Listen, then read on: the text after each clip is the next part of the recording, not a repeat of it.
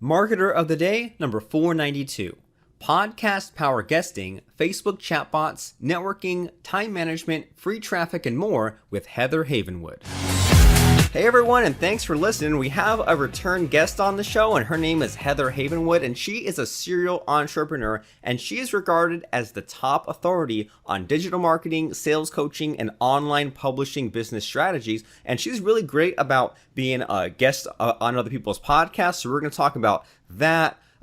Branching out of your comfort zone, not being afraid to ask, and just basically doing the things that you need to do to avoid getting passed over, to avoid the regret of shoulda, woulda, coulda, to do the things that are important. That way you can make some money, have some fun, help some people, and then get back to what's important in life. So Heather, glad to be talking to you again. Yeah, thank you. Thanks for having me again, Robert. Yeah, glad to have you. And I mean, if you remember, I mean, you probably don't remember, you're on so many different shows, but maybe a year and a half ago you were on and we talked about how important it is to reach out to other people's podcasts and to do everything you can to be a good guest and make things go smoothly. And I think we even talked about like how you took some improv classes and that really helped as far as thinking on your feet and doing the yes and all that fun stuff. So how the heck have you been?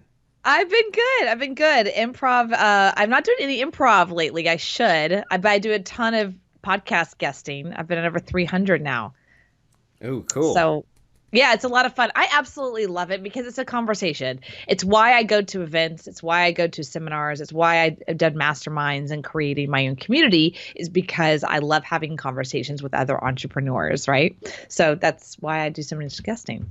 Well, great. And I mean, yeah, I love the traffic strategy of being a guest on other people's podcasts because, I mean, it's like if you consider the alternative, that's really the best way to go about it, right? Because you could, pay for some ads. Well, that could be expensive or that could take a while. Or people talk about things like guest blog posting. Well, that sounds like an easy way to spend a week or two just writing one blog post that may or may not pay off. But, I mean, this podcast gives interviews if people out there could only maybe up their self-esteem a little bit, their confidence, and reach out to some of these shows, they could just go on show after show after show and then teach some cool stuff, present an offer, whether that's their website, their book, their podcast. I mean, sounds like kind of the ideal fit for a lot of people out there because you get started quickly, don't have to dump much of money into it, don't have to do any waiting. So, but not everyone does it, right? Because it's a little uncertain, a little scary. So hopefully you can help us out a little bit here and tell us what we need to know in order to pursue this really great business model. Absolutely. So a couple things. One, I wrote a book about it called Power Guesting. It's on Amazon with my business partner, Rob. Him and I co-create together. He actually helps people write books. So I don't know if you remember, Robert, but about 5 or 6 years ago, and still today, there's actually a big push right now, where if you want to become an expert in your field, you write a book. Sure. Right? Today, I would say if you want to become an expert in your field, you have a podcast and you're a guest on podcasts. Like that's, to me now, what you do. Right? It's shifted. So it shifted from having just a book to have your own show and be an expert on other people's podcasts, right? Being out there. That honestly is now the new way to be an expert. Way more than even, I'm a contributor for entrepreneur.com.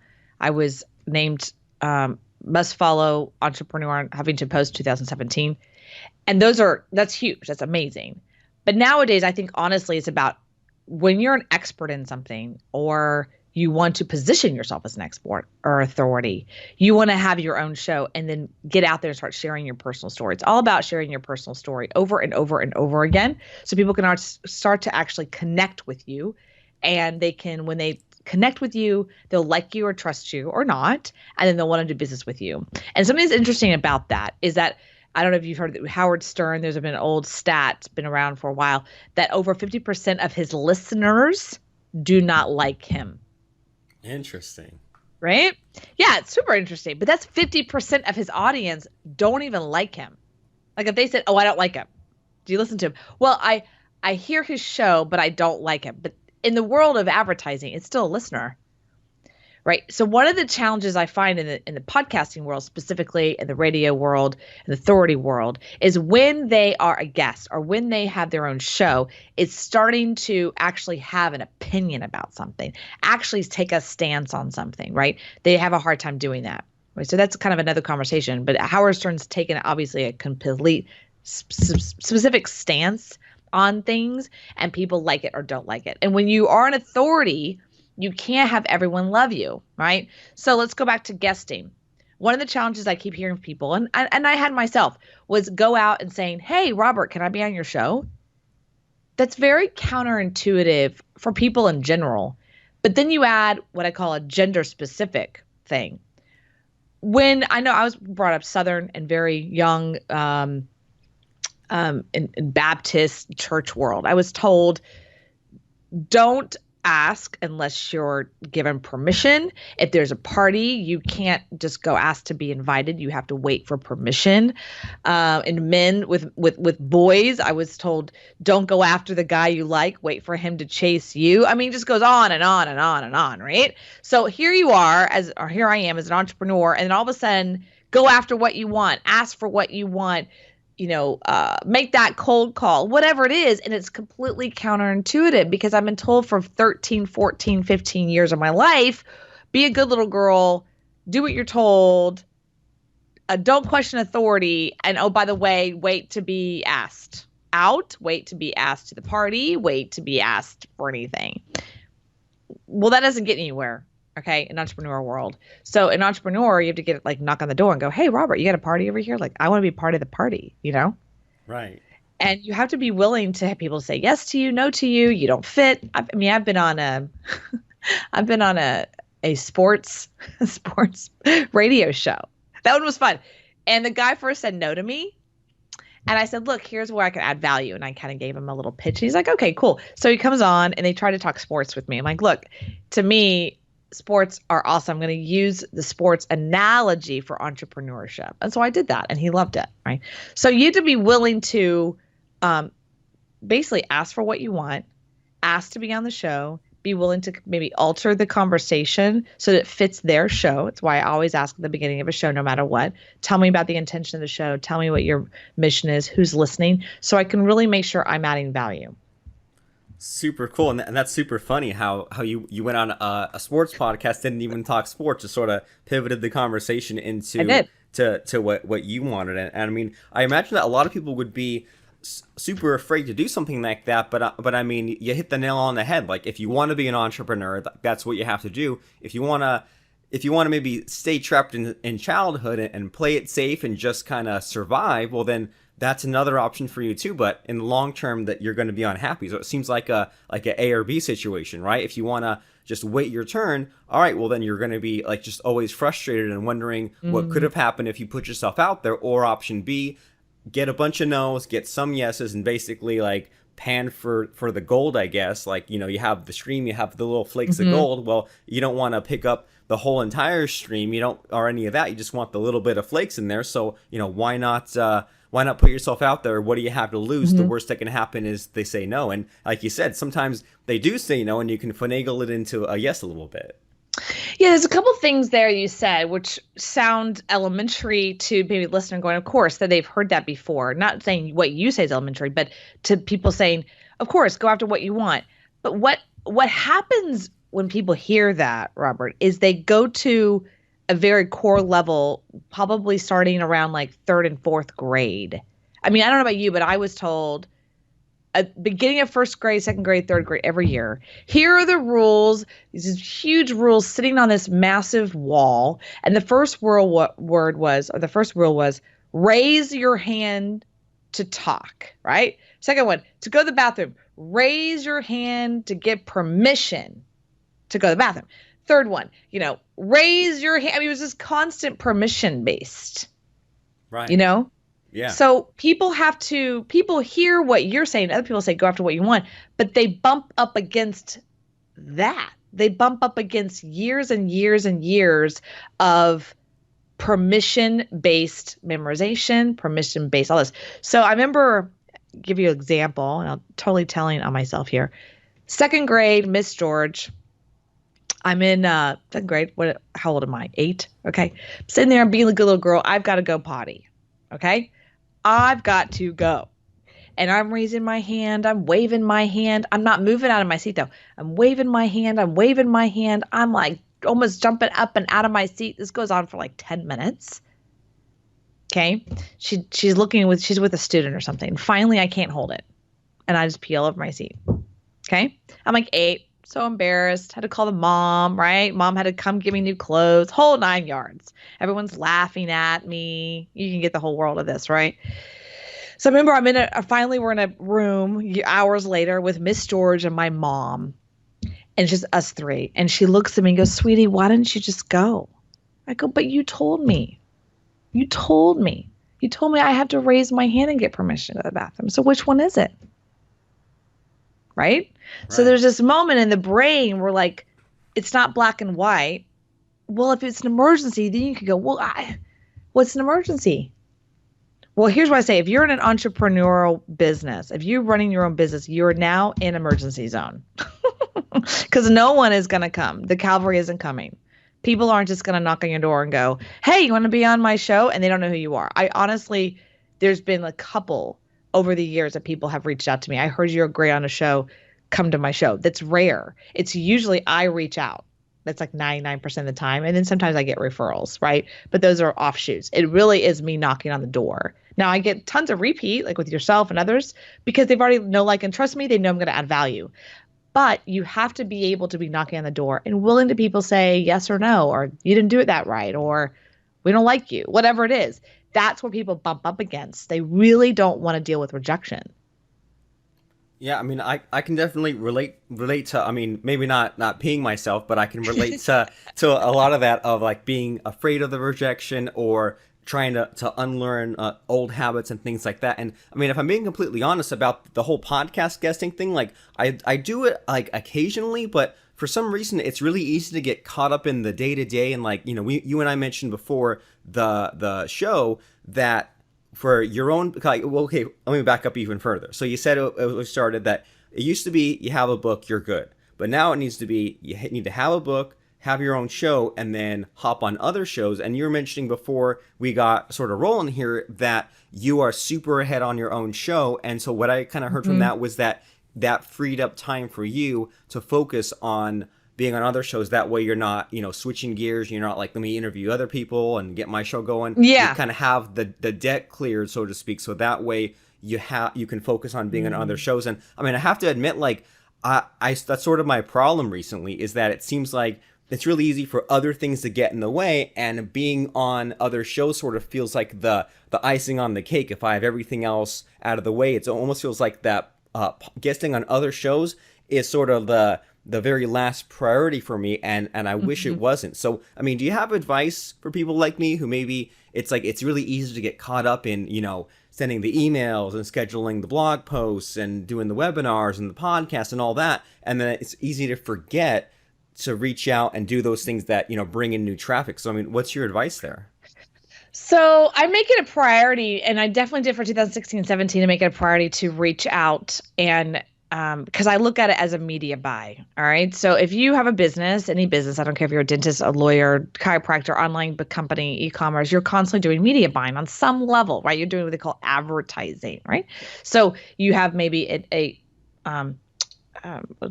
page in a local magazine if you're local. If you are doing Facebook media buys, okay, that's a media buy. To me, being on someone's show is a media buy. It's top priority. It's top task. It's a top task because it's a traffic source and it's a way people to know, like, and trust me in a fast and compelling way. So it's a top priority for me. So between 2015, when I first got started, and the end of 2017, I've been on over 300 podcasts. I actually have cut back a little bit. There was a moment in the end of 2017, I was on 7, 8, 9 a week. I've actually pulled back, believe it or not, a lot. And I will probably do another 100 this year, hopefully. But the reason I do it, it's a top priority because things are constantly changing in my business, right? Since the last time you and I talked, things have changed, altered. I've grown. I now have new services, things like that. So you're constantly wanting to make sure, just like a Facebook ad, you don't do it once, you're constantly going back. You want to make sure that it's a top priority. It's like a top priority. It's just top priority for me. So I put it in my calendar as a set thing that I do every single week. Okay, fair enough. Yeah, so you're saying that it's another form of advertising, and you wouldn't just shut off all the ads that you have going on. You wouldn't just remove all of your pages from Google. So why the Right. heck would you stop feeding the beast of being on other people's podcasts? Correct. So feeding the beast. It's a great analogy. Oh, Feeding the feel free to beast. use to Yeah, steal it. Yeah. I will use it. Feeding the beast. I'm gonna mine's my new book. Ah, cool.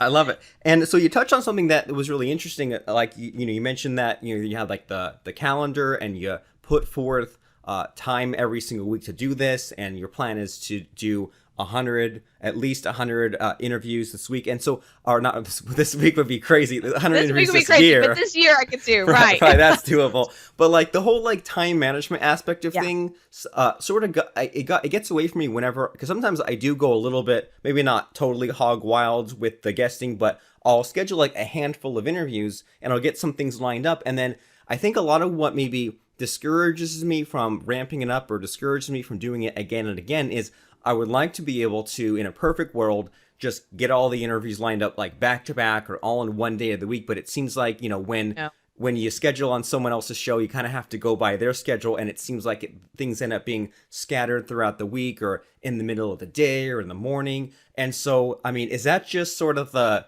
Yeah, cost no, of doing that's a good business? point.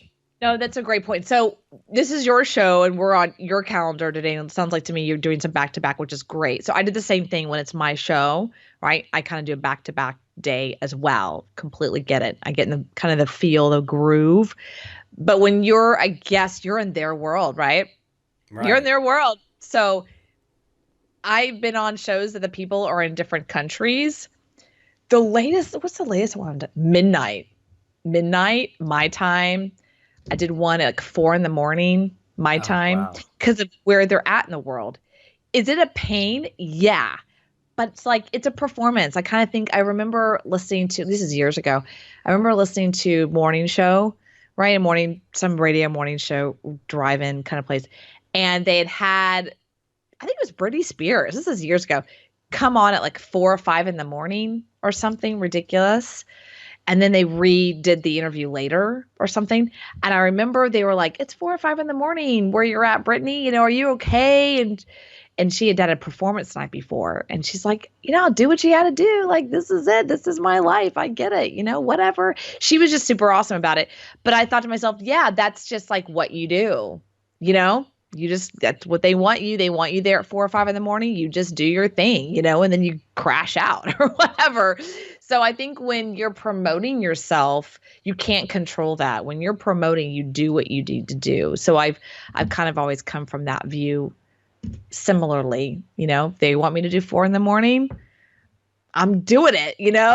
So I've done those. I've also done midnight on a Friday. It's like Friday at midnight. And I'm like, hey, here I But at least it's not every single Friday at midnight, right? It's am. like No. you kind of pick and choose, and like you said, you can crash out, and it sounds like a little bit of like I don't know if like a rock star mentality is the right Yeah. the right term, but Totally rock it's like star. if you were like, I don't know, like Keith Richards or someone, and it's like, oh, we want you to perform this at the stadium, and it's like, well, I don't know if I can stay awake past midnight. It's like, well, it's your that's part of your job is to kind of be a performer and be like a little bit larger Yeah. than life. So why would you say, oh, well, I can only do that from 9 to 5 business hours? Nothing wrong with maybe sticking your neck out a little bit there. And so, like, but as far Right. as maybe do you have maybe days when that's like the only thing on your calendar? Do you try to maybe schedule some work of your own like before or after to make it a little bit worth your while? Or if it's like if there's that one thing on your calendar, do you just Mhm. say, I'm sucking it up, I'm doing it?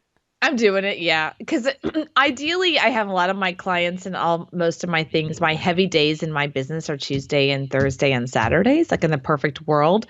And that's where I do a lot of my calls. Like today's a Tuesday, but no, I mean, when I'm on your show, it's your world, right? And you have your life, and I'm in your space. So to me, I just kind of yield to you. So I've done them in late on a Monday and a Wednesday and a Friday. I just do whatever needs to get done for them. I kind of yield to them. But as far as my clients and my things, yeah, I kind of in my interviews for my show, of course, I structure that for me as well. But if you look at most calendars with guesting, if you look at them and you kind of flip through their week or month, you'll see they have like certain days, like their thing, or every Wednesday or every other Wednesday. Like you can tell they have like a life is structured of it. So yeah, I just kind of live in their world, and it comes from I love that mentality. I love that word, Robert. It's super great. Rock star mentality. Absolutely. I don't know if you even know this, but whenever there's a movie out that the actors go on like a spree, they go on a media tour, and it's back to back for them. Sometimes like hours, and they're just going to one meeting after another, all the way sometimes to late night. They do late night, of course, Conan O'Brien, whatever, promoting the movie. They'll go from the morning to night, and I kind of feel like that's what it is. It's just like, I'm promoting my business. This is what I'm doing, and I'll do whatever it takes. I don't like to do 5 a.m. or 4 a.m. I try really hard not to do that because I'm just not that great in the morning. I'd rather do late o'clock at night, but there's a ton of podcasters all over the world. The one I had recently was in Dubai. I mean, crazy hours. So just kind of go with it. All right, fair enough. Yeah, and like I was getting interview date figured out just before this with someone in Australia, and I think the only time slots he had were between like 7 p.m. and midnight, and I was like, all right, well, on like a Tuesday coming up, I'm calling him at 7:45 p.m. my time, because I mean, it gets it done 20-30 minutes later, it's all finished, so why not take a little bit of time for that? Yeah, absolutely. I've done many Australians. They are usually around 5 or 6 or 7 o'clock at night. You just get it done, and it's their morning, and they're all happy, so it's all good. So do you have any advice about like maybe like is there a magic number? Like is it possible to get scheduled too much, or is there a point when you get burned out? Or I mean, do you have any thoughts on that? On like I don't know, like can the calendar be too full with guest appearances? No. That's like saying, is there too many articles out there being written by me about me? I mean, never, right? There's never, or is there too much promotion about my business? Never. And I kind of come from that old school, it's a very old school view of there's no such thing as bad publicity, right? So big names like Madonna or Jennifer Aniston, they have these publicists are constantly putting them in the spotlight, the Kardashians, sometimes not that great in a world of like view. It's not always positive. But it's promotion. Right. Which means traffic, which means traffic. That means money. That means eyeballs. That means whatever. Well, super great. Yeah. So you never know like which appearance is going to be the traffic one that gets you tons of traffic or gets you the that coaching client or things like that. Yeah. Yeah. Right, Other thing I want to say to that, I think what's more important, and this is one that I get a lot, is like, well, I don't want to be on their show unless they have so many downloads or their show's X, whatever, big. I come from a very different school of thought. I've had people reach out to me and go, hey, I'm starting a show. I don't even have an episode yet. I'd love to have you on. Maybe when I get bigger, you'll come on. I go, come on, let's do it now. And they're always like super surprised by that. I'm like, why would I not? Like, why would I? You have no idea who will be listening to that show. Why would I not do that? I'd rather be on 1,000, what I call B and C list. Let's call it BC list just for sake of downloads, podcasts and radio shows than only be on one big one. Right.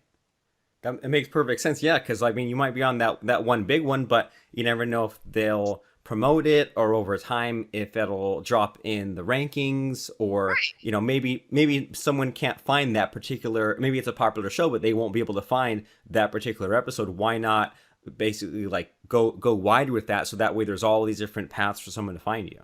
Yeah, I remember. Do you know who Milo is? Milo, he's a big time political guy here in the States. Okay, you know who he is? You know what I'm talking about? The reporter, or he's a Republican. He used to work for Breitbart. He always got in trouble. Yeah, the reporter dude with the bleach blonde hair. Bleach blonde hair. Yeah, he's a gay Republican, and so that's kind of his thing.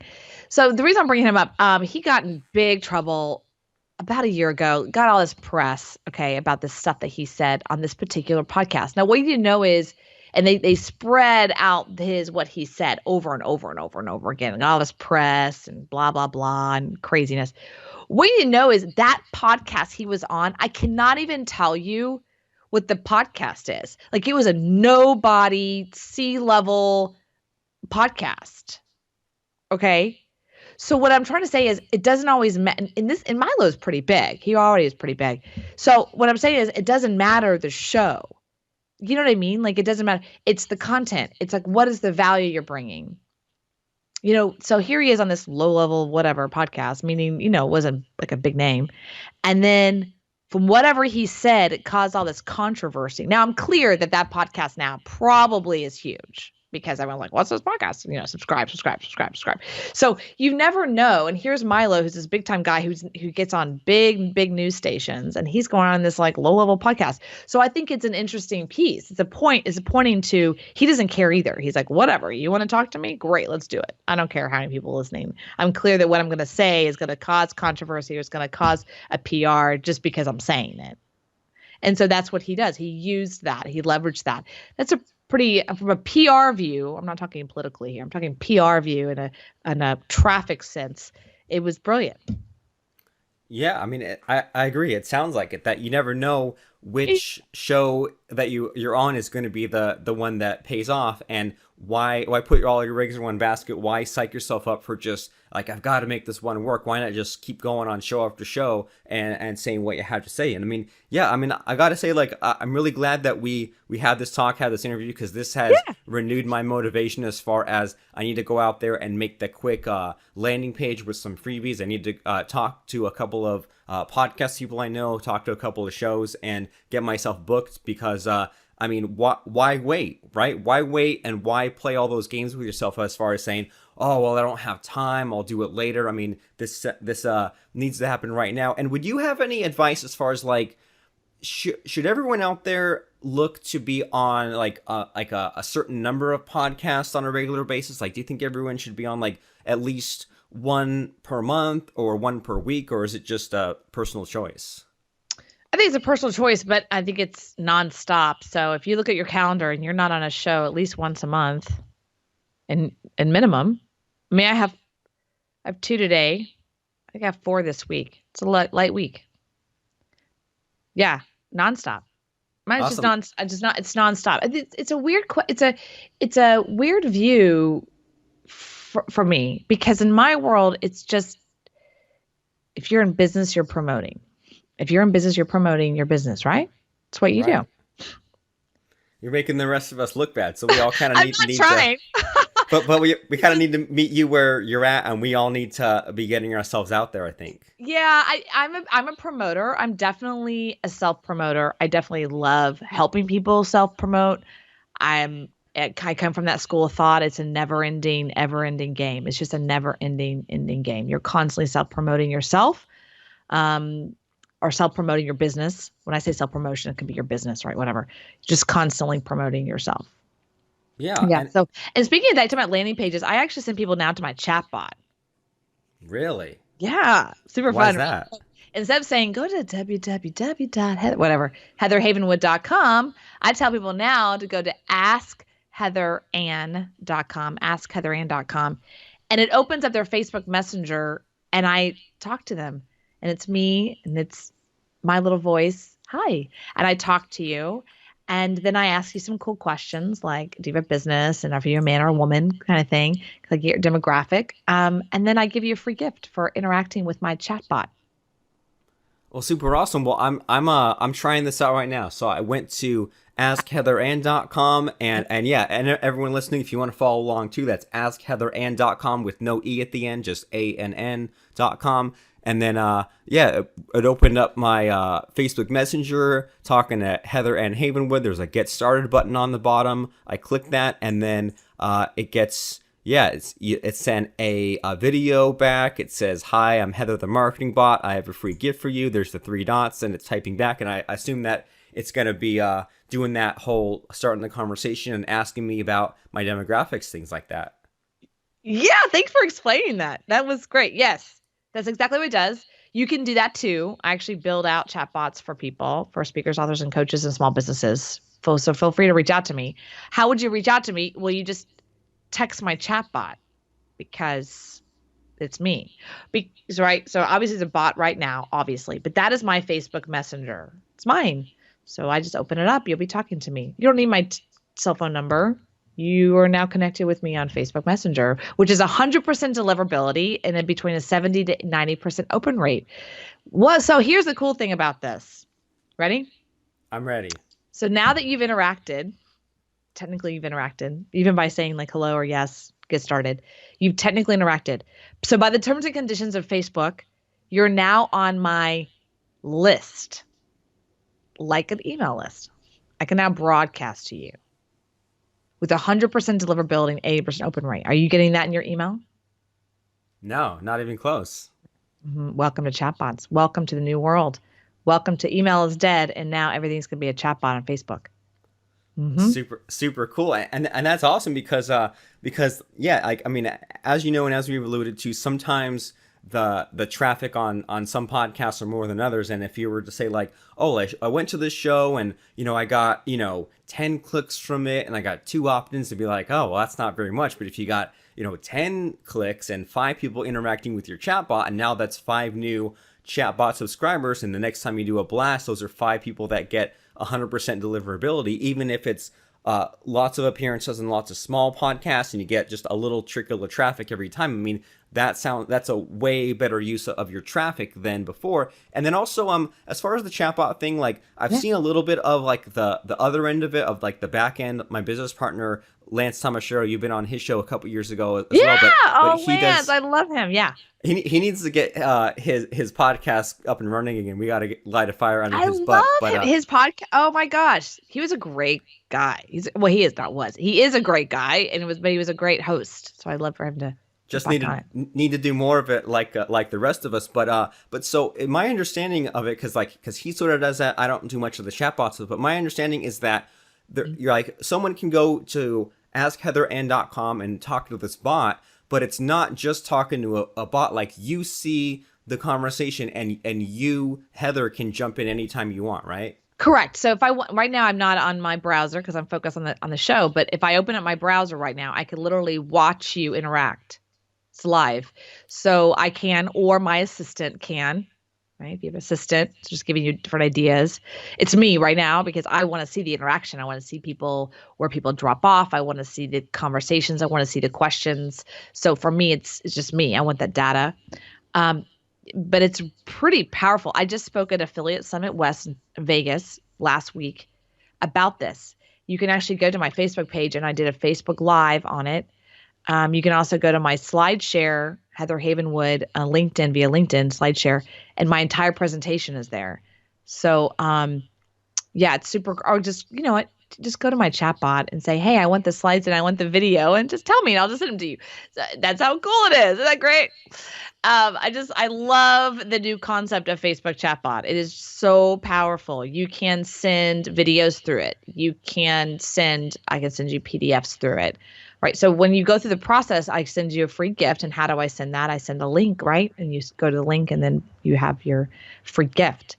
So it's endless. Local businesses, big businesses, small businesses. It's the future. And now the future will be more AI, artificial intelligence. But for now, you kind of build out the chatbot for what I call choose their own adventure process of your client, which is super fun.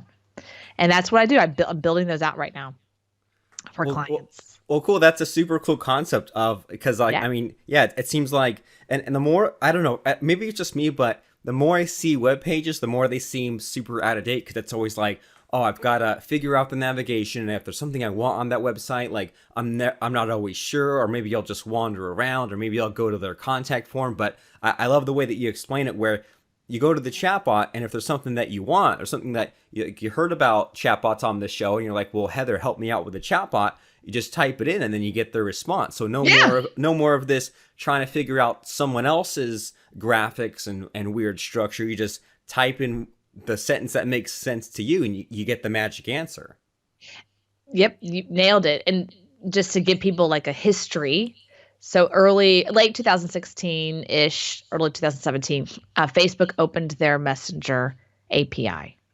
And right. And the reason they did that was for one reason. They want to dominate local business. Shocker. So they don't want people to have local business pages anymore. They just want to have just here's our URL and it goes to their Facebook business page. And they want to be able to, how do they do that? So that's why they've been focused on the messenger. So imagine if you're a restaurant and now you have your hostess, interacting with people on Facebook Messenger. Where are you? What are your hours? Da, da, da, da, da. Yeah. That's where they want to take it. If you're a lawyer, if you're a chiropractor, instead of calling, they message. Now people go, well, why would they do that? I started a business in 2015, a local business here in Austin. And the first thing I did was make sure that our phone number was textable. And every time we advertised it everywhere, we did a lot of radio and obviously we did online. And I put call or text and I put the number, right? This is 2015, which seems so long ago. It wasn't 2015. And my business partner at the time was like, why would you do that? No one's going to text. He was very against it. Well, our market was women. Women want to text before they call you.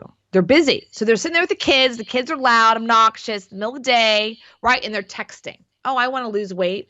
Oh, hi, my name is Heather. I saw your ad. I'm sitting here with 5,000 screaming kids. I can't call right now. Tell me more about your product.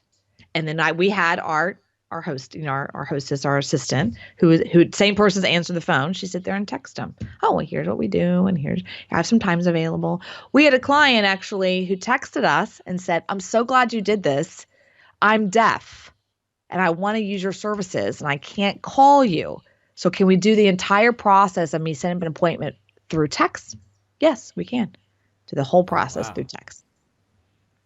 So reaching new customers that you wouldn't have reached otherwise, and then even with those existing customers, I mean, again, like making a phone call is so out of date, right? It's like you want to find out someone's hours, or you want to figure out some appointment. It's like that's like a 3 to 5 minute thing, right? You have to like find a quiet place and maybe work up the nerve to talk to someone, and you have to call and it rings and maybe they don't answer, or maybe you're on a hold. Maybe you're driving, right? You're a mom and you're in the middle of driving to like, your calendar. Well, I can't talk right. Yeah. So yeah, it's all that. And nowadays people are way more apt to text, right, than ever before. So that's where Facebook Messenger is going. That's the future. That's why it's so powerful.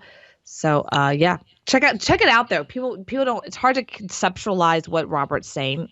So my suggestion is just go do askheatherann.com on your mobile or desktop. And either way, it will reroute to Facebook Messenger. Super cool. And I think this is the first time I've actually seen a parked domain redirect over to Facebook Messenger. Sometimes it's like one of those kind of super weird long links like the messenger.com link. So, I mean, that's a nice touch there of making it where as a guest on a podcast, you can just kind of throw that out there. So everyone right now, go to askheatherann.com. And do you want to throw out any other URLs, or is that just the hub these days, or where to find it? That's really the hub right now. The only thing, if you're just sitting there going, I really want to talk to her about this right now, you can go to callwithheather.com and it goes right to my calendar, and you can just get on a phone with me and have a conversation as fast as possible. But other than that, yeah, go to askheatherann.com. Honestly, even if you're an author, speaker, local business owner, just entrepreneur, online, e-commerce, it doesn't matter. Go there so you can visualize it. Because it really is if you hear chatbot, you're like, what? Huh? It's hard to sometimes conceptualize. So as soon as I got people to do it, I mean, I was just at this conference for Affiliate Summit, and these guys are data geeks. Like they're just, they're geeked out data geeks. They're very, very techie. So when I even said chatbot to them, they just had this look on their face like, I think I know what that is, but I don't want to tell her I'm not smart, so I'm just going to act like I know what it is, So I would have them pick up your phone. Let me just go through it. Here, go here. And then when they interact with it, their brain is going, oh, whoa, this is hot, right? Oh, I could totally see. And just give you one little nugget, Robert, because you're smart and you're very intelligent, and this will be awesome. So imagine if you had an e-commerce business, okay? All right, I'm imagining. You're imagining, okay. And imagine even if it's an Amazon e-commerce business, and you got your customers, okay, buyers, over to the Facebook Messenger, like go here to get a discount code or whatever enticement. and they're over there. So let's say you have 1,000 or even 100 of your buyers. Okay. And then you tell Facebook, hey, you see this list here? Will you go find a million more just like that? Because there are buyers. It's called a lookalike audience, right? We've heard of that. Now, people are like, well, I could also upload those emails into Facebook. Yes, you can. But imagine if you actually didn't have their emails, you actually had their profile, their real profile, right? Because you have to Right. interact with the profile. Now you have their true profile. You have their name, you have their last name, you have where they're located, you have the demographic. And now Facebook can go say, oh, you want us to go find more of these people? Yeah, that'd be great because they're our buyers. Great, no problem. And they go, a million people. You want us to advertise to these million people? Yeah, that'd be great. Yeah, I see the power in that because, and I don't know about you, but like whenever I played around with the Facebook lookalike audiences, I did sort of that sort of the alternative you threw out there of like upload the big giant list of all the stuff, and then with lookalike audience, I was like, well, I wasn't really happy with what it came back with because I'm like, it's sort of huge group of people all over the place, and it seemed like it was just another vague group there, but by having a lookalike of I that mean, messenger list sounds yeah, way better because you're cloning, so to speak, the people that have raised their hand, the really active people, not just this huge giant thing exactly. of people on your list. Yeah, Right. You're like, even if it's just 100, if you just had 100 of your buyers who've interacted, you now have a true demographic of your buyer. More than just super because lots of crazy. people don't know is that people have like 4 or 5 emails, right? So just because you have your email doesn't mean that's the email that's connected to their Facebook page, right? So there's all that discrepancy. You've taken all that out, and now you actually have a true 100 of the buyers that have interacted with your company or your Facebook page or your fan page, whatever. And now you say, hey, see these 100 people? Go find more. Okay, and they do. Super Pretty cool. powerful. Yeah, my brain's exploding right now with the I know, right? You have possibilities. to have me You weren't back. kidding. It's the future. Yeah, yeah. I'm gonna have to have you back. I don't think I've ever had anyone on for a third time, but you're gonna have to eventually be, I guest will break that round mold for number you. three. I will break that mold for you. Or we can just get Lance to get his show up and running. I'll go on his show. Oh, there you go. Yeah, but I mean, the sort of like the lesson I keep hearing over and over with our conversation today Yeah. is that there's all these tools out there, and we just have to use them, right? Like, I mean, everyone has access to Facebook or these chatbot tools, but a lot of people like they don't use them or they don't have them configured right, and we all kind of need to maybe take a closer look at these sorts of things. And I mean, podcast guesting, same deal. Like all these, there's more and more podcast shows all over the place. It's kind of eating into the market share of this other stuff, and a lot of us we just haven't taken the time to go out there and ask for some appearances, and then figured out how we can provide value, figure out time and date, and then just basically do the legwork and show up on all these shows and do just those small little things that a lot of people just won't even bother or don't know that they should be pushing it. And sort of like you said, everyone's afraid of rejection, or they're waiting for it to be their turn, so to speak, and we need to be more aggressive and get ourselves out there. And so everyone right now needs to go to askheatherann.com.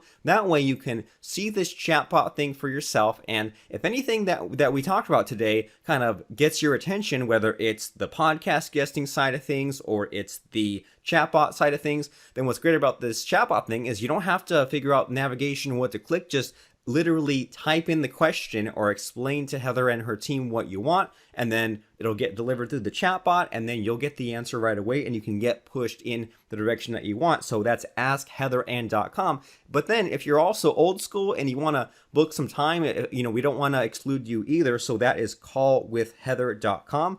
And so I mean, lots of things to think about, and I really want to thank you, Heather, for stopping by and kind of giving us all kinds of things to think about and sharing all these great stories, and definitely giving me a kick in the butt to go out there and reach out to more podcasts and really be more intentional about this, because like you said, you wouldn't shut off all the traffic to your website, so why miss out on all these amazing free opportunities? Yeah, absolutely. Thank you. No problem.